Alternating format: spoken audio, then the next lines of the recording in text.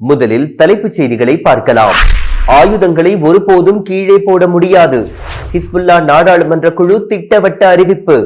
நிர்பந்தம் செய்தால் கடுமையான முடிவுகள் எடுக்க நேரிடும் என்று எச்சரிக்கை. இன்று காசாவில் நடப்பதை வேடிக்கை பார்ப்பவர்கள் நாளை மக்காவில் நடந்தாலும் வேடிக்கை பார்ப்பார்கள். அரபுலக ஆட்சியாளர்களை சுட்டிக்காட்டி ஏமன் ஹவுதிகள் கடும் விமர்சனம். அல்-அக்ஸாவை குறிவைத்துள்ள இஸ்ரேல் நாளை மதீனாவை குறிவைக்கும் என்றும் எச்சரிக்கை. காசாவை முழுமையாக கைப்பற்றும் இஸ்ரேலின் திட்டத்திற்கு ஈரான் எதிர்ப்பு. இஸ்லாமிய ஒத்துழைப்பு கூட்டமைப்பு கூட்டத்தை கூட்டுமாறு அழைப்பு. இஸ்ரேலுக்கு ஆயுதம் ஏற்றுமதி செய்வதை முழுமையாக நிறுத்திய ஜெர்மனி. முதன்முறையாக இஸ்ரேலை கைவிட்ட ஜெர்மனி பிரதமர். அமெரிக்காவிடம் ஆயுதம் வாங்குவதை தற்காலிகமாக நிறுத்திய இந்தியா. டிரம்பிற்கு கடும் பதிலடி. இஸ்ரேல் சிறைகளில் மின்சாரம் பாய்ச்சி கொடுமைப்படுத்தப்படும் பாலஸ்தீன் கைதிகள். மனித உரிமைகள் வழக்கறிஞர் வெளியிட்டுள்ள அதிர்ச்சி தகவல்கள். காசாவை முழுமையாக ஆதரிக்கும் திட்டத்திற்கு துருக்கி எதிர்ப்பு. உலக தலைவர்கள் வாய் திறக்க வேண்டும் என்று கோரிக்கை. இனி செய்திகளை விரிவாக பார்க்கலாம். ஆயுதங்களை ஒப்படைப்பது கண்ணியத்தை ஒப்படைப்பதற்கு சமமானது என லெபனான் நாடாளுமன்றத்தின் ஹிஸ்புல்லா குழு தலைவர் தெரிவித்துள்ளார். இது குறித்து லெபனானின் அல்மனார் தொலைக்காட்சிக்கு பேட்டியளித்த அவர், அந்த அமைப்பின் எம்பியும் நாடாளுமன்ற குழு தலைவருமான முகமது ராட் கூறுகையில், ஹிஸ்புல்லா ஆயுதங்களை கலைந்தால் அது லெபனானின் உள்நாட்டு பாதுகாப்பை கேள்விக்குறியாக்கிவிடும் என்றார்.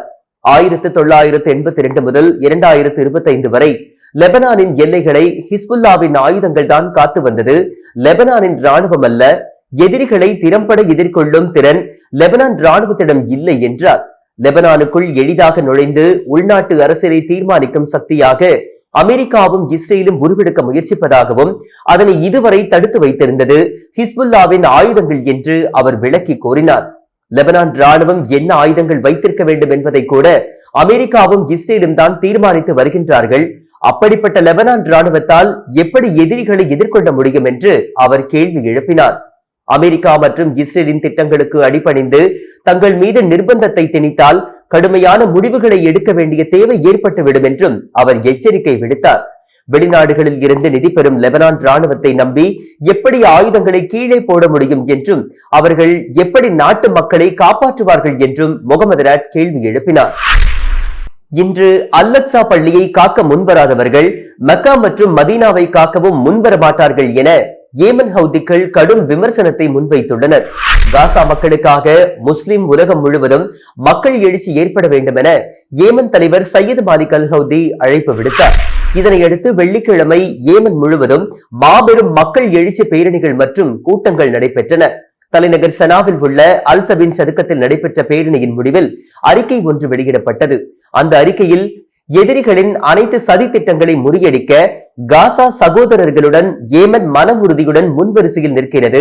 உலக இஸ்லாமியர்கள் அனைவரும் தங்களது பொருளாதாரம், ஆயுதம் மற்றும் தங்களால் இயன்ற அனைத்து வழிகளிலும் காசா போராளிகளுக்கு உதவ வேண்டும்.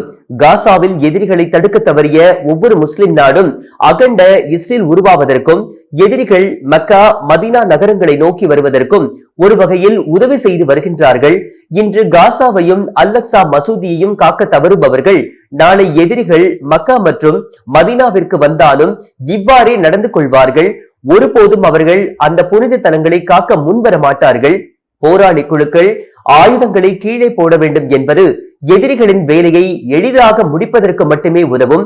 எந்த நிலையிலும் காசா மக்களுக்காக அனைத்து வழிகளிலும் போராட ஏமன் தயாராக உள்ளது என அந்த அறிக்கையில் குறிப்பிடப்பட்டுள்ளது. காசாவை முழுமையாக கைப்பற்றும் இஸ்ரேலின் முடிவிற்கு எதிராக இஸ்லாமிய ஒத்துழைப்பு கூட்டமைப்பு அவசர கூட்டத்தை நடத்த வேண்டும் என ஈரான் அழைப்பு விடுத்துள்ளது.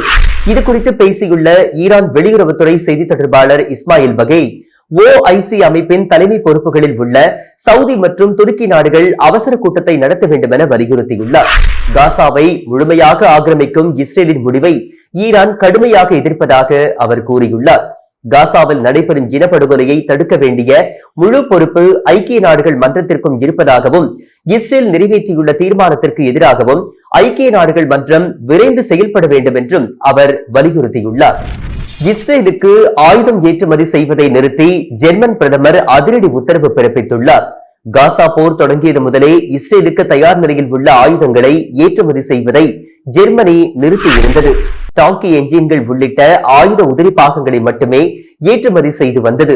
இந்நிலையில் காசாவில் நீடிக்கும் இனப்படுகொலையை தடுக்க ஜெர்மனி தவறிவிட்டதாக உள்நாட்டில் கடும் எதிர்ப்பு எழுந்தது. குறிப்பாக காசாவில் மனிதநேயமற்ற சம்பவங்கள் நடைபெறுவதாக குறிப்பிட்டு ஐரோப்பிய நாடுகள் கூட்டறிக்கை வெளியிட்டன. இதில் கையொப்பமிட ஜெர்மனி மறுத்துவிட்டது. இந்நிலையில் ஜெர்மனி சான்சலர் ஃபிரைட்ரிச் மெர்ஸ் என்பவர் காசாவில் இஸ்ரேல் பயன்படுத்தும் ஆயுதங்களை ஜெர்மனியில் இருந்து ஏற்றுமதி செய்ய ஆயுத நிறுவனங்களுக்கு தடை விதித்து உத்தரவிட்டுள்ளார். இதற்கு ஜெர்மனி கிறிஸ்தவ கட்சிகள் எதிர்ப்பு தெரிவித்திருக்கின்றன. இருப்பினும் இடதுசாரி கட்சிகள் ஆதரவு தெரிவித்துள்ளன. அமெரிக்க அதிபர் டொனால்டு டிரம்பின் தடாலடி வரி விதிப்பால் அமெரிக்காவிடம் ஆயுதம் வாங்குவதை இந்தியா நிறுத்தியுள்ளது. ரஷ்யாவிடமிருந்து இந்தியா ஆயில் வாங்குவதை கண்டித்து ஏற்கனவே விதிக்கப்பட்டிருந்த 25% இறக்குமதி வரியுடன் மேலும் 25% சேர்த்து 50% ட்ரம்ப் நிர்ணயித்துள்ளார். இது இந்தியாவில் கடும் அதிருப்தியை ஏற்படுத்தியுள்ளது. இந்நிலையில் இதற்கு பதிலடியாக அமெரிக்காவிடமிருந்து ஆயுதம் வாங்குவதை இந்தியா தற்காலிகமாக நிறுத்தியுள்ளது. அமெரிக்காவிடமிருந்து ஸ்ட்ரைக்கர் காம்பேட் வாகனங்கள், ஜாவலின் டாங்கி எதிர்ப்பு மிசைல்ஸ்கள் மற்றும் இந்தியாவின் கடற்படைக்கு தேவையான 6 போயிங் P-8I உளவு விமானங்கள் ஆகியவற்றை வாங்க இந்தியா திட்டமிட்டிருந்தது. இது குறித்த ஒப்பந்தத்தில் கையெழுத்திடுவதற்காக இந்திய ராணுவ அமைச்சர் ராஜ்நாத் சிங் அமெரிக்கா செல்வதற்காக திட்டமிட்டிருந்தார். இந்நிலையில் டிரம்பின் தடாலடி நடவடிக்கையால் ராஜ்நாத் சிங் தனது பயணத்தை ரத்து செய்துள்ளார். இஸ்ரேல் சிறைகளில் உள்ள பாலஸ்தீன கைதிகள் மின்சாரம் பாய்ச்சப்பட்டு சித்திரவதை செய்யப்படுவதாக அதிர்ச்சி தகவல் வெளியாகியுள்ளன. பாலஸ்தீன கைதிகளுக்கான ஆணையம் வெளியிட்டிருக்கும் தகவலில் இஸ்ரேலின் ஜில்போவா சிறையில் பல்வேறு கொடூர சித்திரவதைகள் நடைபெறுவதாக தெரிவித்துள்ளது. இஸ்ரேல் சிறையை பார்வையிட்டு ஆய்வு மேற்கொண்ட வழக்கறிஞர் ஒருவர் அளித்த தகவலின்படி இந்த உண்மைகள் தற்போது வெளிவந்துள்ளன. சோதனை என்ற பெயரில் திடீரென்று சிறை அறைக்குள் புகுந்து கொடூர தாக்குதல் நடத்தும் இஸ்ரேலிய காவலர்கள் பிறகு சங்கிலியால் கைகள் மற்றும் கால்களை கட்டி தரதரவென்று இழுத்துச் சென்று கழிவறைகளில் வைத்து தண்ணீரால் உடல் முழுவதும் நிறையவிட்டு பிறகு வேறு இடத்திற்கு இழுத்துச் சென்று மின்சாரம் பாய்ச்சப்பட்டு சித்திரவதை செய்யப்பட்டதாக பல கைதிகள் தங்களது துயரங்களை பகிர்ந்துள்ளனர். சில கைதிகள் ரப்பர் குண்டுகள் போன்று உடலை துளைக்காத உலோக குண்டுகள் மூலம் சுடப்பட்டு கடும் உள்காயங்களுக்கு ஆளாகியுள்ளனர். அவர்களை துன்புறுத்தி அதனை வேடிக்கை பார்த்து இஸ்ரேல் வீரர்கள் கத்தி ஆனந்த கூச்சல் எழுப்புவதாகவும் சிறை கைதிகள் பகிர்ந்து கொண்டுள்ளனர். சிறிய செல்களில் பல கைதிகளை அடைப்பது, காற்றோட்டம் இல்லாத அறைகள், குறைவான கழிவறைகள், பிளாஸ்டிக் பாத்திரங்கள் என எந்தெந்த வழிகளில் துன்புறுத்த முடியுமோ அனைத்து வழிகளையும் இஸ்ரேல் நிர்வாகம் பின்பற்றுவதாக புகார்கள் எழுந்துள்ளன. காசாவை முழுமையாக ஆக்கிரமிக்கும் இஸ்ரேலின் திட்டத்திற்கு துருக்கி கடும் எதிர்ப்பு தெரிவித்துள்ளது. இது குறித்து பேசியுள்ள துருக்கி அதிபரின் செய்தி தொடர்பாளர் புர்கானுதீன் துரான், இஸ்ரேலின் இந்த முடிவு ஒரு இனப்படுகொலை மற்றும் சர்வதேச சட்டத்தை மீறிய செயல் என்று கூறினார். இந்த முடிவை துருக்கி வன்மையாக கண்டிக்கிறது. இது மேலும் பொதுமக்கள் கொல்லப்படுவதை அதிகரிக்கும். மனித நேயத்திற்காக உலக தலைவர்கள் தங்கள் மௌனத்தை கலைந்து தயவு செய்து குரல் கொடுக்க வேண்டும் என்று கேட்டுக் கொண்டுள்ளார்.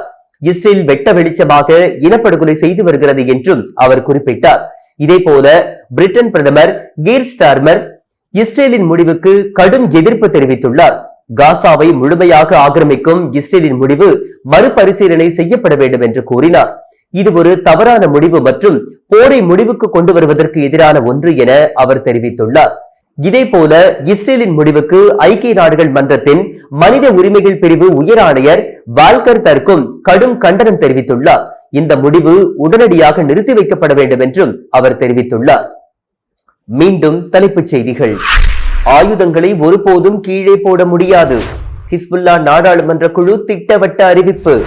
நிர்பந்தம் செய்தால் கடுமையான முடிவுகள் எடுக்க நேரிடும் என்று எச்சரிக்கை. இன்று காசாவில் நடப்பதை வேடிக்கை பார்ப்பவர்கள் நாளை மக்காவில் நடந்தாலும் வேடிக்கை பார்ப்பார்கள். அரபுலக ஆட்சியாளர்களை சுட்டிக்காட்டி ஏமன் ஹவுதிகள் கடும் விமர்சனம். அல்-அக்ஸாவை குறிவைத்துள்ள இஸ்ரேல் நாளை மதீனாவை குறிவைக்கும் என்றும் எச்சரிக்கை. காசாவை முழுமையாக கைப்பற்றும் இஸ்ரேலின் திட்டத்திற்கு ஈரான் எதிர்ப்பு. இஸ்லாமிய ஒத்துழைப்பு கூட்டமைப்பு கூட்டத்தை கூட்டுமாறு அழைப்பு. இஸ்ரேலுக்கு ஆயுதம் ஏற்றுமதி செய்வதை முழுமையாக நிறுத்திய ஜெர்மனி. முதன்முறையாக இஸ்ரேலை கைவிட்ட ஜெர்மனி பிரதமர். அமெரிக்காவிடம் ஆயுதம் வாங்குவதை தற்காலிகமாக நிறுத்திய இந்தியா. டிரம்பிற்கு கடும் பதிலடி.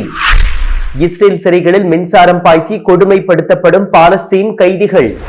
மனித உரிமைகள் வழக்கறிஞர் வெளியிட்டுள்ள அதிர்ச்சி தகவல்கள். காசாவை முழுமையாக ஆதரிக்கும் திட்டத்திற்கு துருக்கி எதிர்ப்பு. உலக தலைவர்கள் வாய் திறக்க வேண்டும் என்று கோரிக்கை.